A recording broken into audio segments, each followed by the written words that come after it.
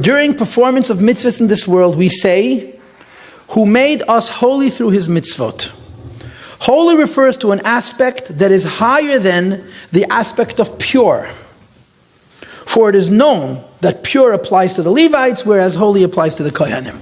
And again, you can be dazzled by the mysticism, you can be distracted by all the holy words, and I don't blame you. But this is the gist of it. There is pure and there is holy. Before a soul is born, a soul is created, before a soul is incarnated, is embodied within a human form, it is pure. In this world, depending on which neighborhood you live in, you have different degrees of pollution, but there's pollution everywhere. This is not a pure world, certainly not in a spiritual sense. And the soul goes away from purity to impurity because this journey provides it with the possibility of ascending to the level of holiness. And I'll explain this to you very simply. This is true very plainly, but this is how mysticism, how Chassidus and Kabbalah illustrate the idea.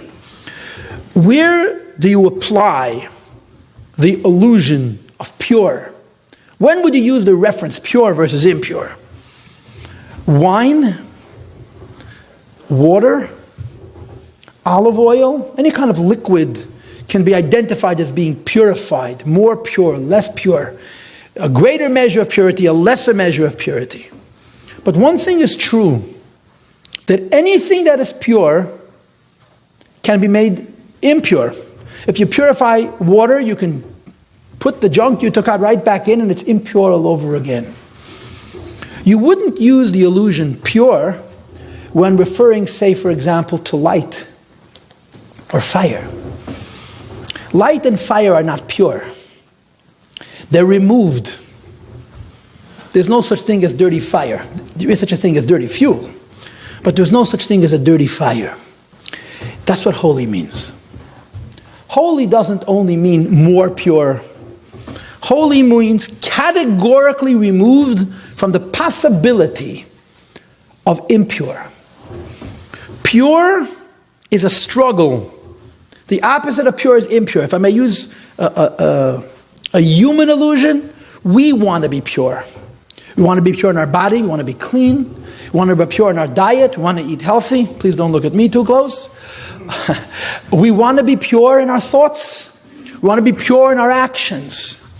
I always tell people that the greatest human achievement possible is to master ourselves. To tell ourselves to do something and in fact be able to do it. To tell ourselves not to do something and in fact constrain ourselves and not do it. That's a journey towards pure. We want to be purer. We want to be more transparent. We want the inner human being to be visible on the outer layers. That's what pure means. But anything that is pure can be contaminated. I had a good day, I had a good week, I had a good month, I had a good year. That doesn't necessarily guarantee the next year being any better. Unless you achieve holiness. Because holiness means that you're being raised from the top. It's a light, it's a fire, it's a transcendence. It's something which is beyond the level of the struggle. It's not the success at the struggle, it's not mastering the struggle, it's being raised above it. And in the human experience, we cannot achieve holiness. We can achieve purity. We all are, to a greater extent or to a lesser extent, on that journey to be pure in every aspect of our lives. But we're going to always struggle. As pure as we'll be, we'll always be vulnerable. Holiness is a gift. God gives us holiness. Holiness is represented by light and fire, as the mystical form in this text refers to, alludes to. And to be sure, that's the true meaning of the word tzaddik. A righteous person isn't just better at the struggles we have. A righteous person is not just somebody who's a little purer than we are. A righteous person is somebody that God has raised after his struggle, beyond his struggle, to a level where the struggle no longer exists. He's in the light, so to speak. That's the concept of holiness. So the Alter Rebbe says, the first Chabad Rebbe, whose texts we're currently reading, explains A soul is pure.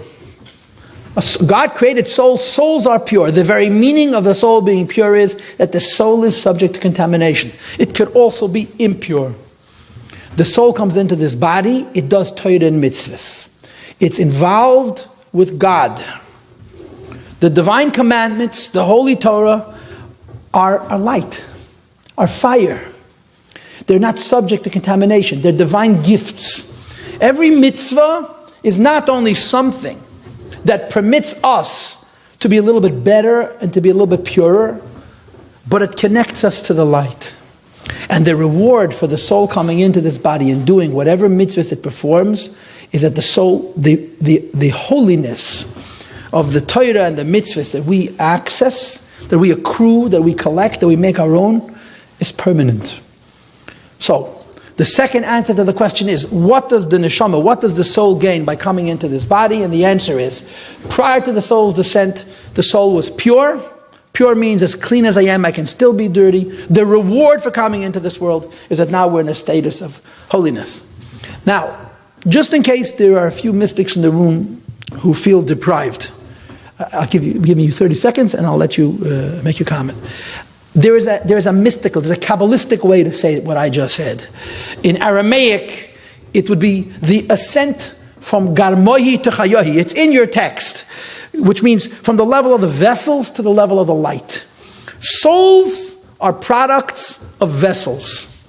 Through Yiddishkeit, through Torah and mitzvahs, by coming into this world and connecting to God directly through the gifts of Yiddishkeit that He's given us, we can ascend from the realm of the vessels to the realm of the light. It's really the same thing, in other words. Pure and holy is the same thing as vessels and light.